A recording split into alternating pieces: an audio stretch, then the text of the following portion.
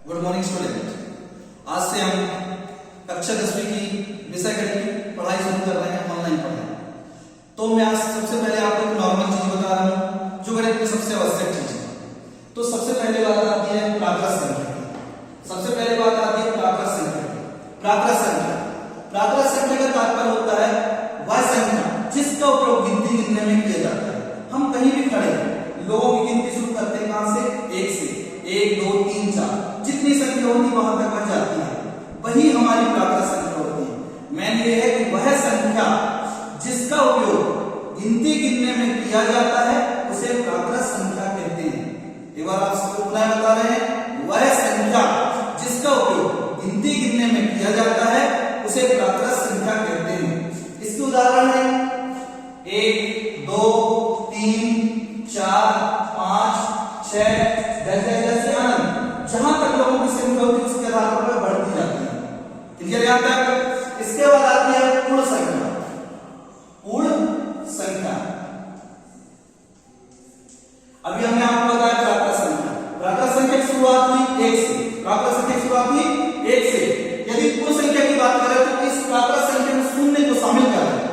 इस प्राकृत संख्या में यदि शून्य को शामिल कर दें तो वह बन जाता है पूर्ण संख्या। तो इसकी परिभाषा होती है यदि प्राकृत संख्या में शून्य को शामिल कर दिया जाए तो उसे पूर्ण संख्या कहते हैं। एक बार पुनः सुनिएगा, यदि प्राकृत संख्या में शून्य को शामिल कर दिया जाए तो उसे पूर्ण संख्या कहते हैं। इसका उदाहरण प्राकृत संख्या के सामने सिर्फ शून्य शामिल करना है। शून्य 1 2 3 4 5 6 ये भी अनंत तक है। यहां तक देखिए, यहां तक सभी बच्चों को समझ में आया? क्लियर है? इसके बाद आता है पूर्णांक। पूर्णांक का मतलब है कि जैसी पूर्ण संख्या। पूर्ण संख्या मतलब क्या है? 0 है, 1 2 3 4। यदि अपन पूर्णांक की बात करें तो ये सब रहेंगे, लेकिन इसके साथ ऋणात्मक राशि है। ये जो राशि है ये धनात्मक राशि कहलाती है। यदि इसके साथ ऋणात्मक राशि भी शामिल है तो उसे कहा जाता है पूर्णांक संख्या। कहने का तात्पर्य है, पूर्णांक संख्या की परिभाषा सुनिएगा, यदि पूर्ण संख्या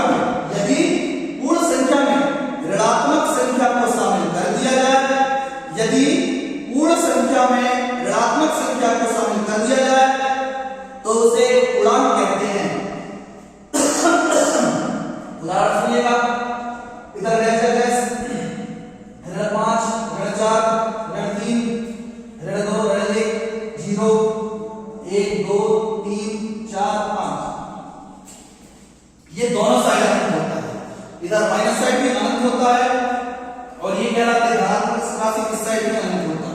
एक बार पूर्णांक संख्या की परिभाषा से सुनिए। पूर्णांक यदि पूर्ण संख्या में ऋणात्मक संख्या को शामिल कर दिया जाए तो यह पूर्णांक कहलाता है। क्लियर यहां तक? इसके बाद आता है परिमेय संख्या।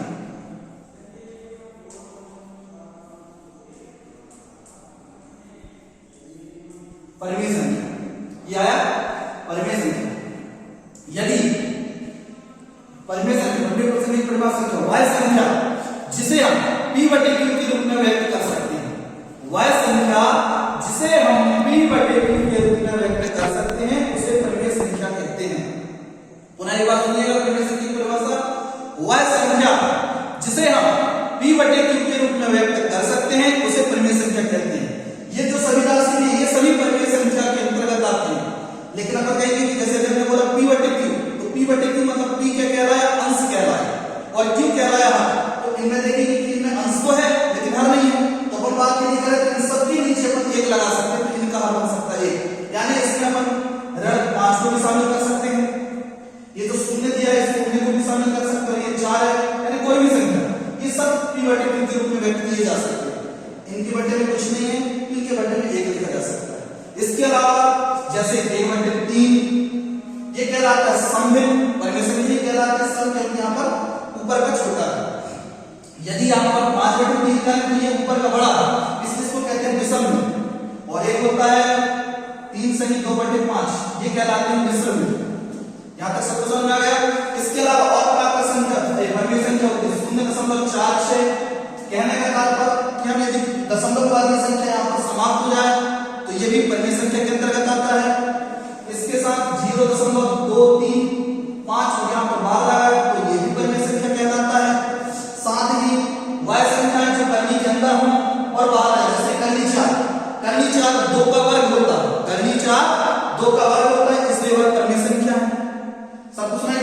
बाद ऐसे करनी 16 लिख सकते हैं, करनी 25 लिख सकते हैं, ये सभी संख्या परिमेय संख्या कहलाती है। एक बार पुनः इसकी परिभाषा सुनिए, परिमेय संख्या की वह संख्या जिसे हम p बटे q के रूप में व्यक्त कर सकते हैं उसे परिमेय संख्या कहते हैं। यहां तक मेरी बात आप सभी समझ में आ गई होगी। इसके बाद आगे है अपरिमेय संख्या। अपरिमेय संख्या, अपरिमेय संख्या, परिमेय परिमेय में क्या था, वह संख्या जिसे हम p बटे q के रूप में व्यक्त कर सकते हैं, तो अपरिमेय संख्या उल्टा, वह संख्या जिसे हम p बटे q के रूप में व्यक्त नहीं कर सकते, वह संख्या जिसे हम p बटे q के रूप में व्यक्त नहीं कर सकते उसे अपरिमेय संख्या कहते हैं। वह संख्या जिसे हम p बटे q के रूप में व्यक्त नहीं कर सकते हैं उसे अपरिमेय संख्या कहते हैं। यानी ये सब को छोड़ दें तो इसमें जैसे अपन बात करेंगे दशमलव, तो इसमें ये आ जाता है 0.1 2 1 2 3 1 2 3 4 1 2 3 4 5, जैसे जैसे बढ़ते जा रहा है। यहाँ तक 2 था, 3 है, फिर 4 है, फिर 5 के बढ़ते जा रहा है। ऐसी बहुत सारी संख्या होती है, ये कहलाती है अपरिमेय संख्या।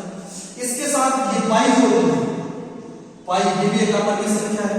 और करनी के अंदर जैसे हो गया अपना करनी 5, ये करनी से बाहर नहीं आती, जैसे करनी 17, करनी 19, ये जो करनी से बाहर नहीं आती, ये सब कहलाते हैं अपरिमेय संख्या। यहां तक देखिए ध्यान से, मेरी बात समझ में आ गई। पुनः एक बार अपरिमेय संख्या की परिभाषा सुनेंगे।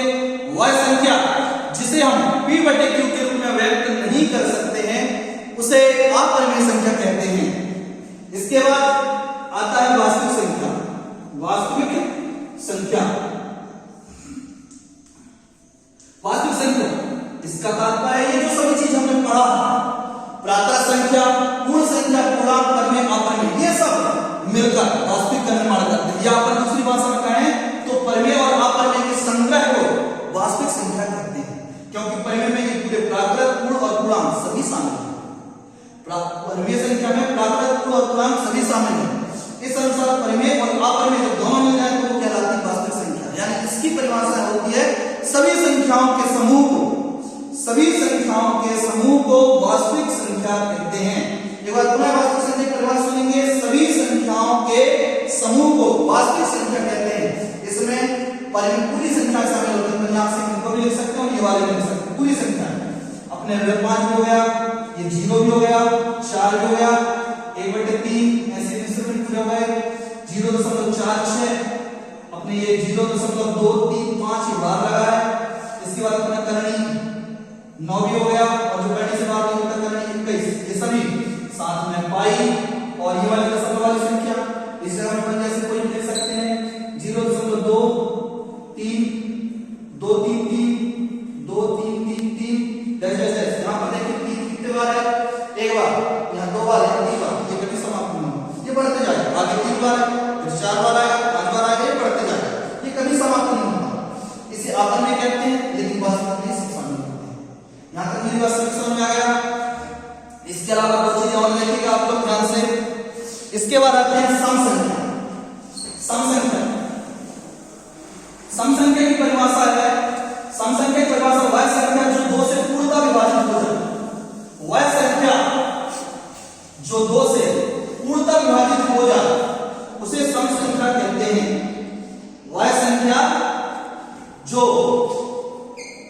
अपन बात कर रहे हैं सम संख्या की, सम संख्या वह संख्या जो 2 से पूर्णतः विभाजित हो जाए उसे सम संख्या कहते हैं।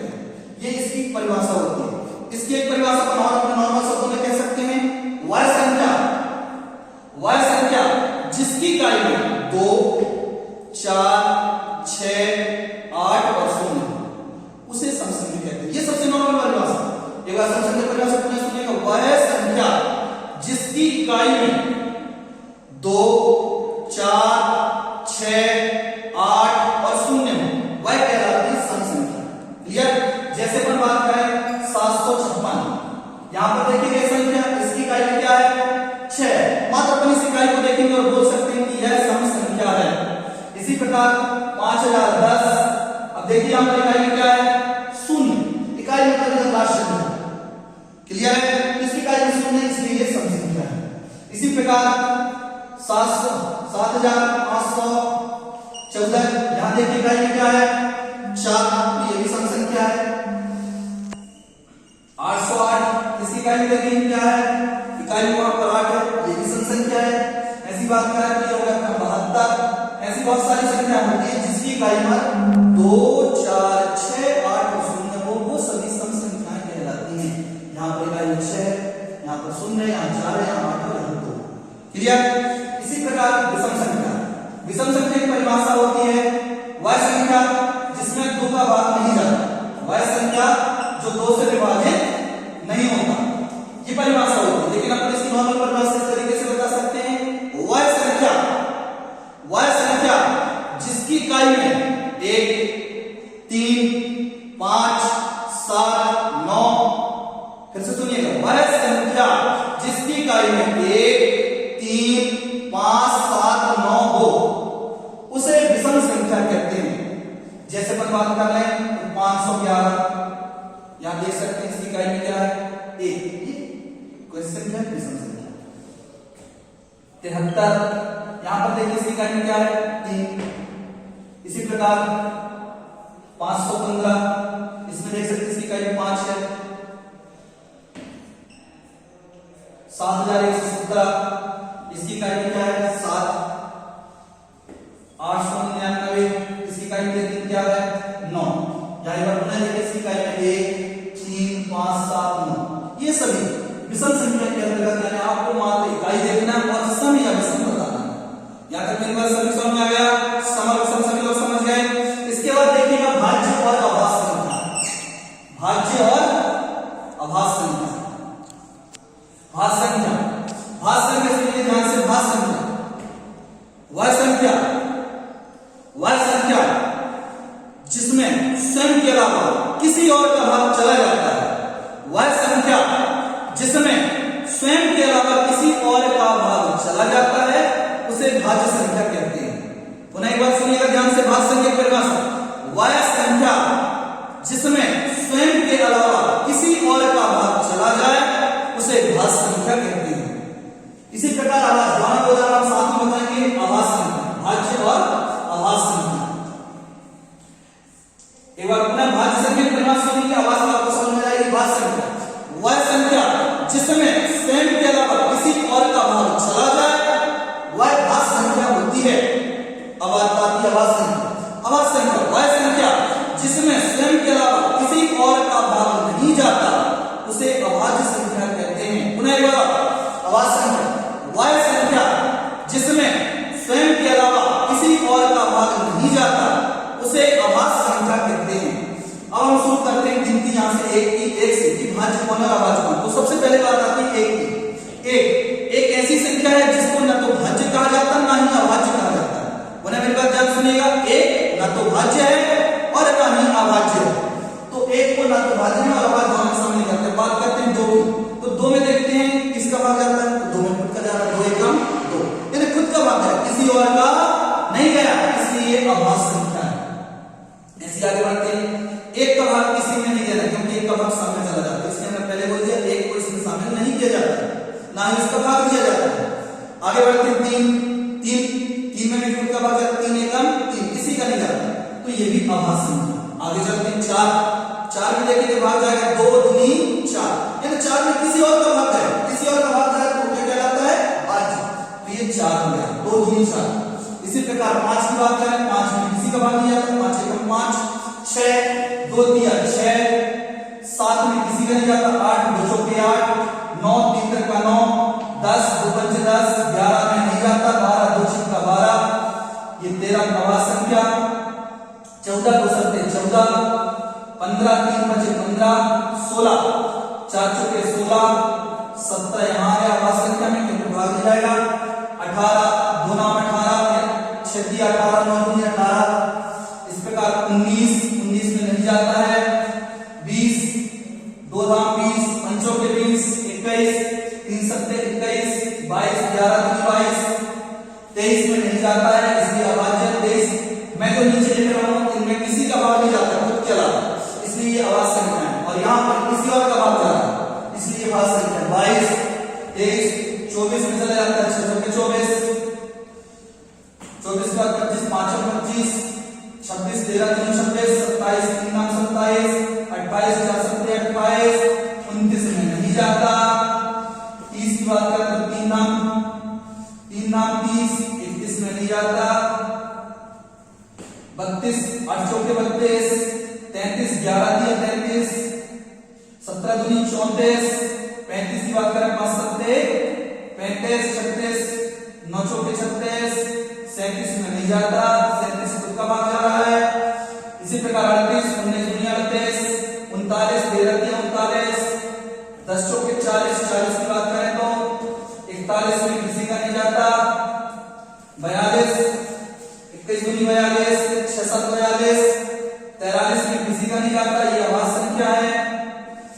आगे 44 में जाता है। 11 का 11 चौके 44 45 की बात करें 5 नाम 45 46 में जाएगा 23 दूनी 46 47 में किसी का नहीं जाता, इसलिए आवाज संख्या है। 48 48 49 7 और 50 5 नाम 50। ये यहां तक ये 50 तक की ये आवाज वाली 50 तक की भाषा संख्या। यहां तक मेरी बात सबको समझ में आ गया होगा, सबको सुनाई दिया। यहाँ पर आज हमने पढ़ा है प्राकृत संख्या, पूर्ण संख्या, पूर्णांक, परिमेय, अपरिमेय, वास्तविक और सम संख्या, विषम संख्या, भाज्य संख्या और अभाज्य संख्या। यहाँ तक सबको समझ में आ गया। कल से हम प्रश्नावली के सवाल करेंगे। धन्यवाद।